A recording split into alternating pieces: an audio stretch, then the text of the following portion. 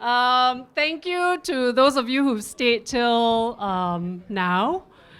And this session we're going to organize as Kirsten has very kindly agreed to share my burden of closing. So Kirsten's going to speak for about 10 minutes or so. I will speak another 10 minutes or so, and then we will open the floor up for further discussions. Okay, so now I'd like to invite Kirsten to share her thoughts on the last 2 days. Yes. Yeah, just in the interest of time, I think it would take too long to. Yeah. I think it would take too long to like summarize all the very kind of intense and insightful sessions that we've had over the past 2 days. So I thought I would share like a more generalized observation.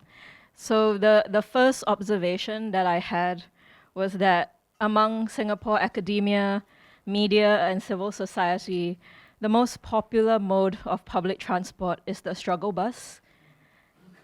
And so, like in my session, we talked about how getting data and information and comment from the government was like drawing a blood from stone. And it became like a recurring theme, right? Like of different people in different fields trying to draw blood from the same stone and being stonewalled in many, many ways, right? And the other observation that I had was that for a conference, and like I mean this in the nicest way, right? But for a conference that was focused on knowledge production, it didn't feel like we were very knowledgeable or very productive, at least in the industry 4.0 way, right? Like we're definitely not productive. Like we talked a lot about deep hanging out, just being there, being in a space, about not striving for excellence and those metrics. And so it was actually not productive in the way that the establishment would like to see, but we know that and we're not sorry about it, right? And I think what we are is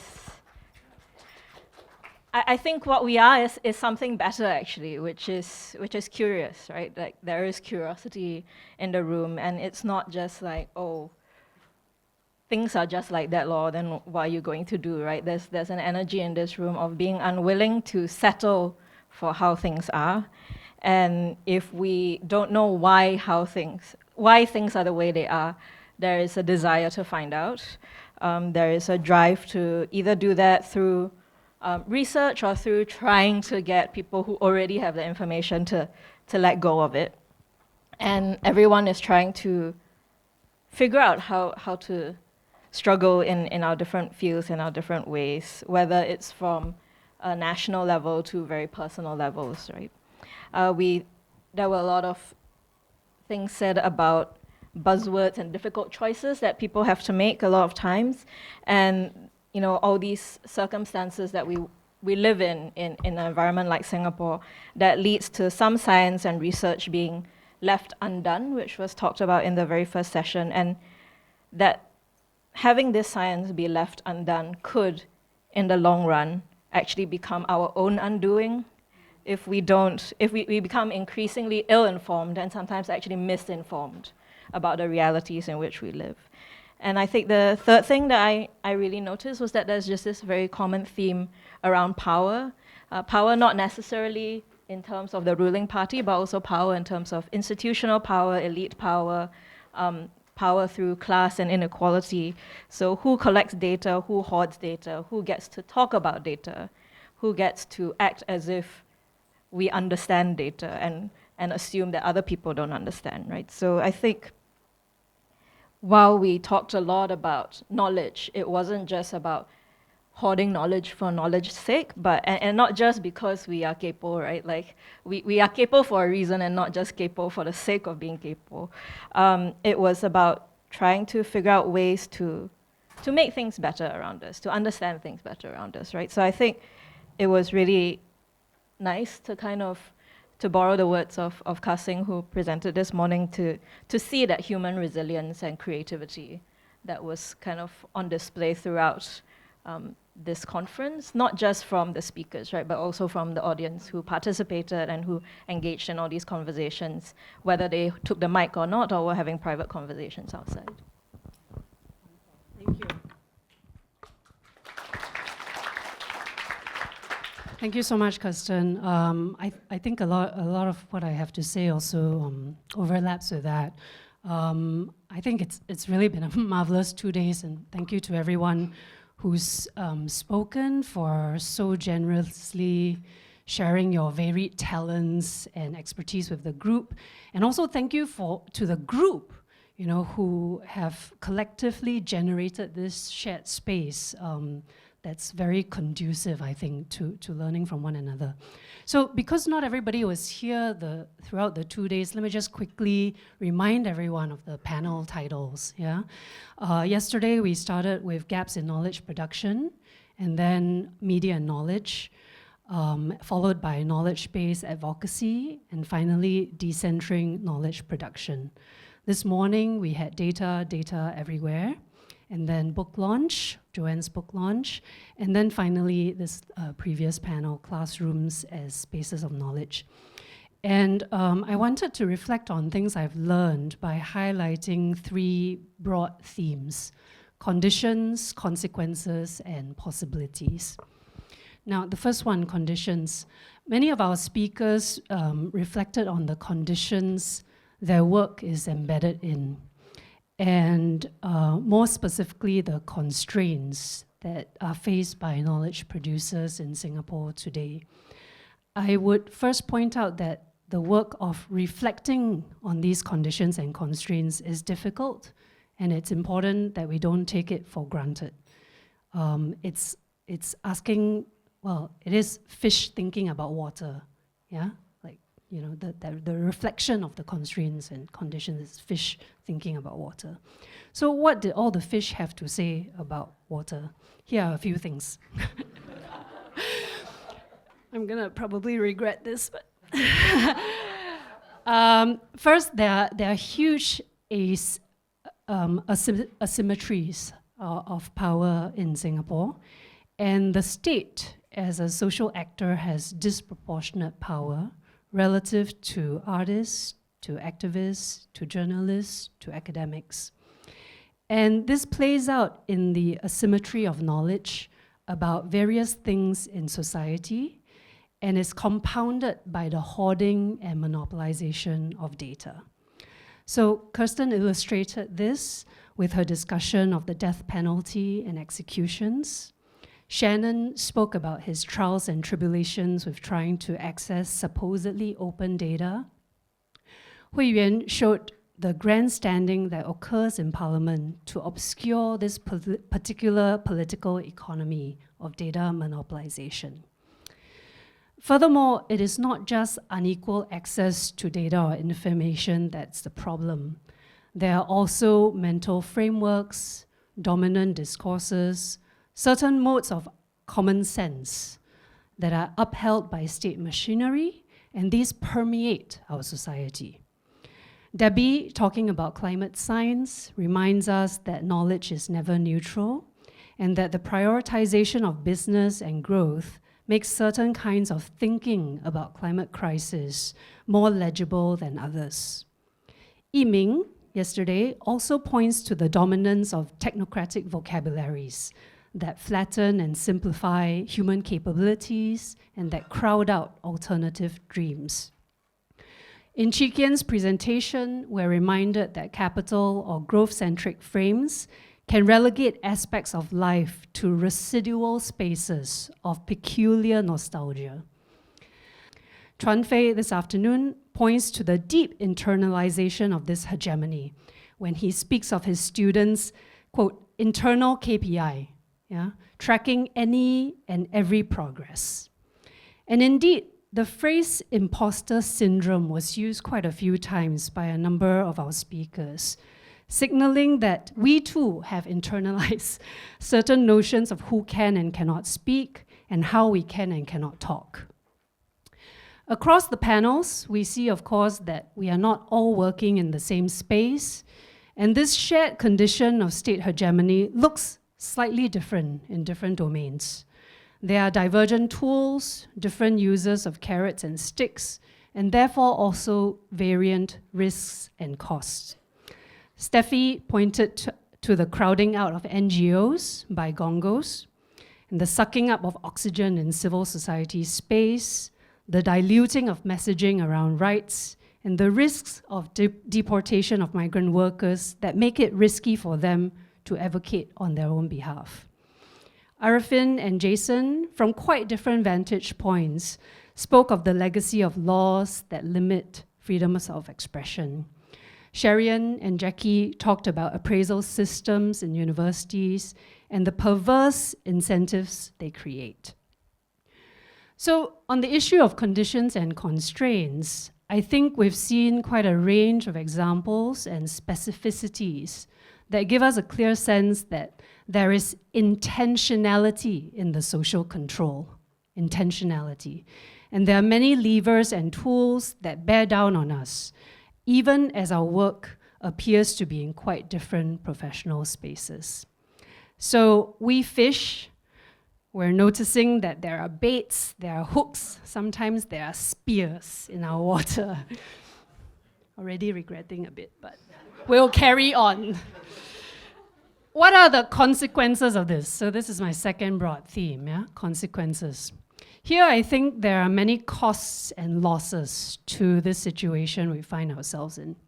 There are losses and gaps in what we know. Jackie refers to these, and Kirsten just referenced this as well. She refers to these with the phrase undone science. Catherine, speaking of Bukit Brown, talks about the loss of history and heritage that is precious and that cannot be regained when it's lost. Joanne speaks of absences that are literal, then metaphorical, then also literary. So not just undone science, but undone art. And these are not merely theoretical losses or just losses for people interested in knowledge. Shiken points out that the loss of the past has consequences for present policies, for example, around food cultivation. Sherian points to all the missed opportunities when scholars could have, but failed to engage on public issues, contentious issues that affect our possibilities for a more just and open society. When certain frames for thinking about society are dominant, and when certain facts and stories about our social world are not known or told, this can also have very real consequences for the lives of groups who are especially marginalized in our society. Karina gave the example of gendered violence and the long time it's taken to bring attention to the issue. Koki pointed to the potential of knowledge empowering the marginalized, such as low-wage workers, and how regularly this potential is not sufficiently attended to.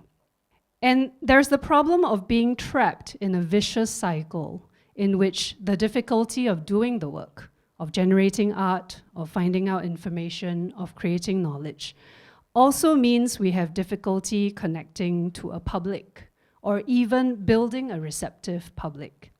And here we heard many discussions that remind us that figuring out who a public audience is and how to appeal to them is not straightforward.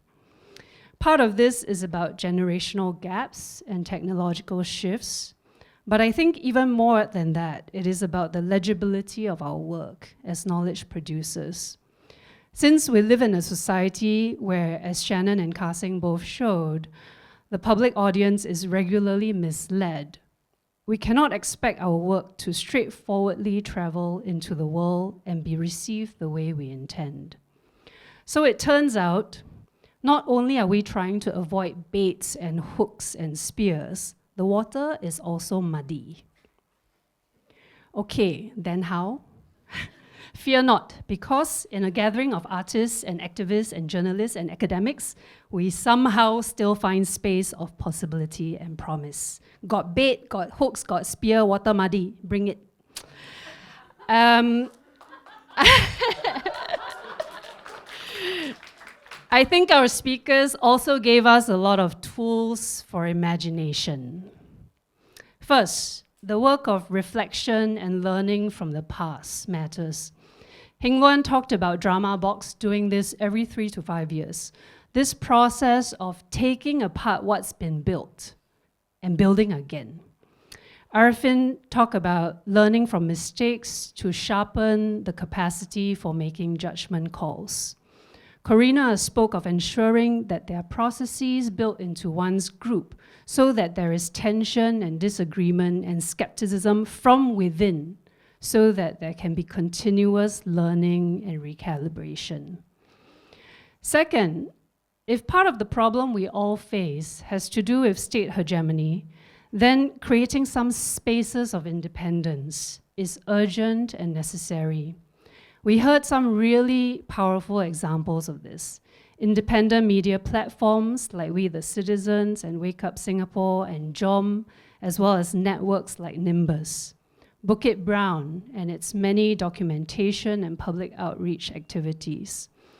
The Independence Forge is about creating spaces that are outside the reach of technocratic language and reward systems. It's about creating activities, practices, and processes outside of the imagination of officially sanctioned activities. Third, as we reflect on our experiences and as we create these independent spaces, some extraordinary transformations become possible. We can, as Ka-Seng point out, we can and we should think in terms of the greater good. We can free our docile bodies, as Ila and Jason do, through their art. We can, as Kirsten suggested, rethink what information or knowledge and indeed what rights we're entitled to. We can learn to read against the grain, as Chik Yen or our friends from Migrant Death Maps do. We can even model how to handle data more sensitively and transparently, as Kok Ho and Hui Yuan suggest. We can approach data with empathy and humanity, as Pei Ying puts it, and we can change the story. Kokila points to the powerful shift of story from individual hardship to collective grievance. Our artists, I think, gave us especially rich vocabulary to think how joyous and pleasurable this sort of resistance practice might be. Joanne points out that they excavate, circumvent, wayfind, confabulate. Heng Luan points to theater as a practice of change that, quote, makes possibilities for one's life. Bin Bin refers to the open tabs in her mind. And Jason tells us that rolling on is not the same as rolling with it. Fourth, it becomes very clear watching this unfold in this room that this work isn't and cannot be solitary work. Ila talks about her art in terms of gathering with others, including people she does not immediately understand, and continuously making stories on top of stories. Gathering, she says, gathering to figure out what we do not know, knowledge that we produce when we are together. Kirsten spoke of sharing content and capacities because not everyone wants to be on TikTok, not everyone wants to do videos, not everyone is good at or wants to nor needs to do everything. Yeah. Alicia's discussion of Nimbus showcases what independent media is banding together to do. Corina and Steffi discussed, respectively, the long-term commitment of acting collectively on the issue of gender inequality and migrant workers' rights, respectively. Tuan Fei talks about being in a community of other teachers to build one's pedagogical practice. Fifth, and relatedly, oops, this is what I mean, like, I'm scared my document will suddenly disappear. Fifth, and relatedly, this collective work must include some kind of co-creation or building of new publics and new sensibilities. Overall, listening to all the projects people have done and continue to be involved in, I'm struck by the fact that we are discovering new publics and new possibilities for reaching them. We are, it's already happening. Yeah. So the question of how and through what channels has come up quite a bit in the past 2 days. Shannon spoke about the importance of building capacity and literacy among students. Hao also talked about CAPE's purpose of building civic literacy. Gok Ho and Pei Ying talked about going into great detail in writing about methodology, not just as a means of protecting oneself from attack, but also of inviting others into the work in a transparent and open way.